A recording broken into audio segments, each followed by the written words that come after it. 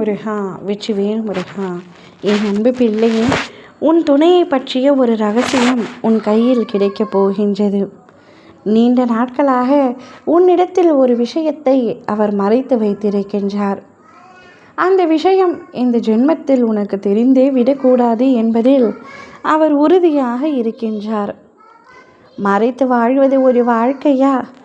நீ அவரை எந்த அளவிற்கு உண்மையாக நேசிக்கின்றாய்?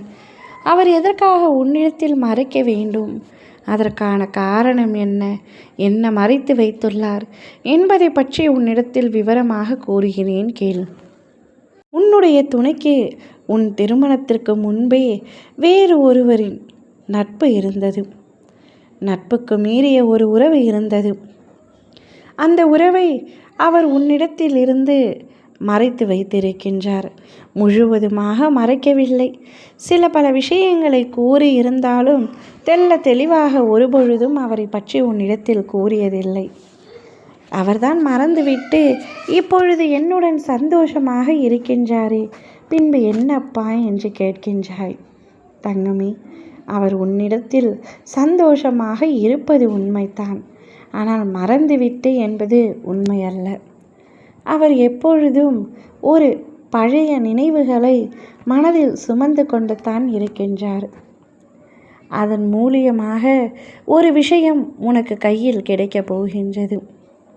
அந்த பழைய உறவின் ஒரு விஷயம் உன்னுடைய கையில் கிடைக்கப் போகின்றது.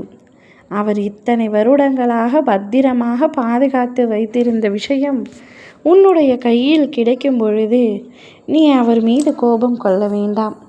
இப்பொழுது அவர் முழுவதையும் மறந்துவிட்டு உன்னிடத்தில் சந்தோஷமாக இருப்பது போல்தான் காட்டிக்கொள்கின்றார்.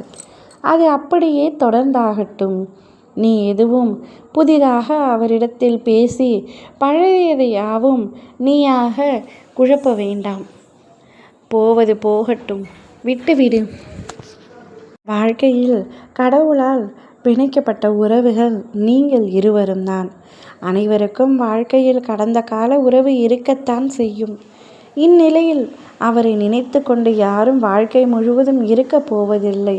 ஒரு சில நினைவுகளில் அவருடைய ஞாபகம் வர வேண்டுமே தவிர மொத்தமாக அவராக இருக்கக்கூடாது. அவர் நினைவே வராத அளவிற்கு நீ இப்பொழுது உன் வாழ்க்கை துணையை பத்திரமாகவும் சந்தோஷமாகவும் பார்த்து கொள்கின்றாய். அதில் எந்தவித குறையும் இல்லை. இவை உன் கைகளில் கிடைக்கும். ஆனால் நீ அதை பெரிதாக எடுத்துக்கொள்ள வேண்டாம் என்பதை கூறவே உன் அப்பா நான் வந்துள்ளேன். சில விஷயங்கள் மனதை சங்கடப்படுத்தும் தான். ஆனால் அது முடிந்து போனவை எப்பொழுது முடிந்து போனவையாகவே இருக்கட்டும். விட்டுவிடு தங்கமே. ஓம் முருகா, வெற்றிவேல் முருகா.